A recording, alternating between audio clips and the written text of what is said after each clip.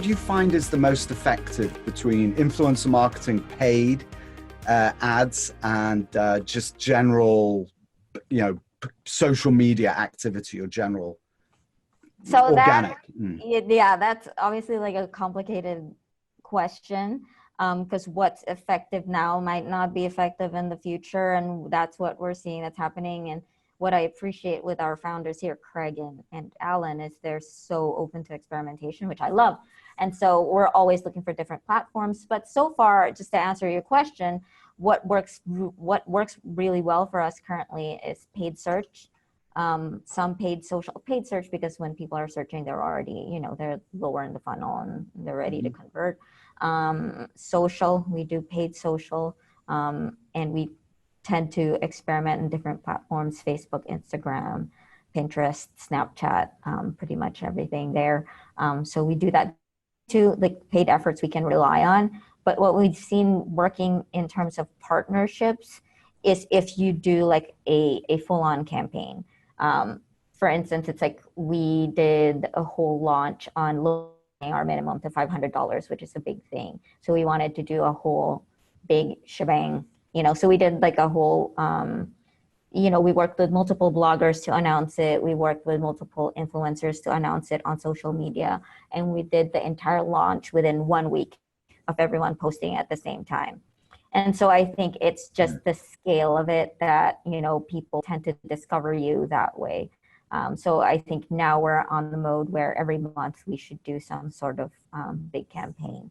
And so that's what we're seeing. That's challenging, Missy. Yes. Hang on a minute. So wait a second. Every month. So look, I can understand reducing a minimum to 500 is big news, right? I mean, you can.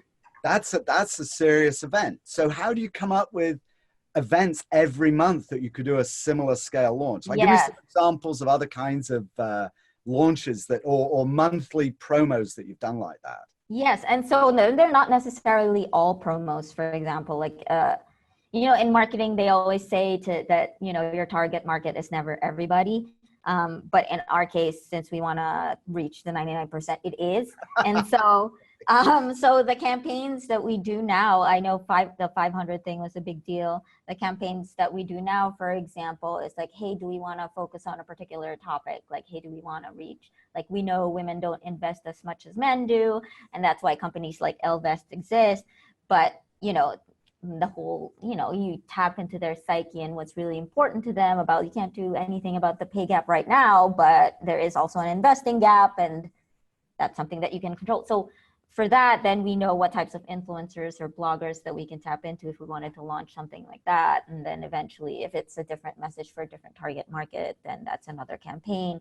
If we wanted to do, everybody does challenges like 15-day, wealth building challenge, things like that. So we always come up with different ways. And I know it's a big challenge to do, but we have a team internally. And what we do is we brainstorm every month and come up with the team pitches their ideas, and the best one, the best idea wins, I guess, and they get to run that whole campaign no matter what their position is. So wow, that sounds what a lot of fun that is. Yes, yeah.